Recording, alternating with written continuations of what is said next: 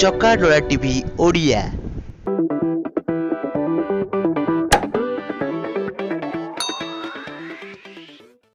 ଭୟ ବଢ଼ାଇଲା corona virus.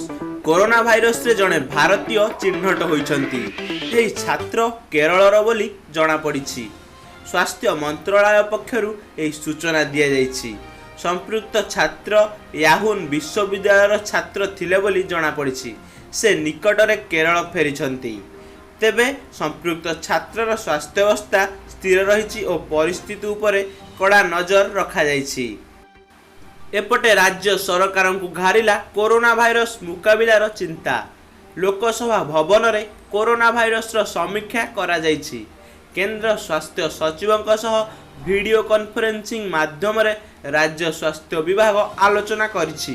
କିଭଳି ରାଜ୍ୟ ସରକାର ପ୍ରସ୍ତୁତ ଅଛନ୍ତି ସେ ନେଇ ଆଲୋଚନା କରାଯାଇଛି।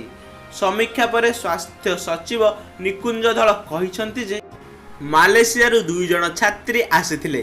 ସେମାନଙ୍କ ବ୍ଲଡ୍ ସଂଗ୍ରହ କରାଯାଇଛି। ପୁନେକୁ ବ୍ଲଡ୍ ସାମ୍ପୁଲ ପଠାଇ ଦିଆଯାଇଛି। ସେମାନେ ଆଇସୋଲେସନ୍ ହୋଇ ରହିବେ। 2ଟି ସ୍ଥାନରେ ବ୍ଲଡ୍ ସଂଗ୍ରହ କରାଯିବ। ଏସ୍ସିବି ଓ ଆର୍ଏମ୍ଆର୍ସିରେ ସଂଗ୍ରହ କରାଯିବ ବୋଲି ସ୍ୱାସ୍ଥ୍ୟ ସଚିବ କହିଛନ୍ତି।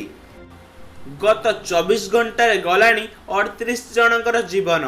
ଚୀନରେ କାୟା ବିସ୍ତାର କରୁଛି କରୋନା ଭାଇରସ୍। ଗତ 24 ଘଣ୍ଟାରେ ଚୀନରେ 38 ଜଣ ପ୍ରାଣ ହରାଇଲେଣି। କେବଳ ସବୁଠାରୁ ଅଧିକ ପ୍ରଭାବିତ ଅଞ୍ଚଳ ୟୁବେଇରେ 37 ଜଣ ପ୍ରାଣ ହରାଇଛନ୍ତି। ଉହାନ ଏହା ସହ ମୃତ୍ୟୁ ସଂଖ୍ୟା 170କୁ ବୃଦ୍ଧି ପାଇଛି। ଗତ କିଛି ଘଣ୍ଟା ମଧ୍ୟରେ 1700ରୁ ଅଧିକ ନୂଆ ମାମଲା ସାମ୍ନାକୁ ଆସିଛି। ବର୍ତ୍ତମାନ ସୁଦ୍ଧା ଆକ୍ରାନ୍ତ ସଂଖ୍ୟା 7000 ଟପିଲାଣି।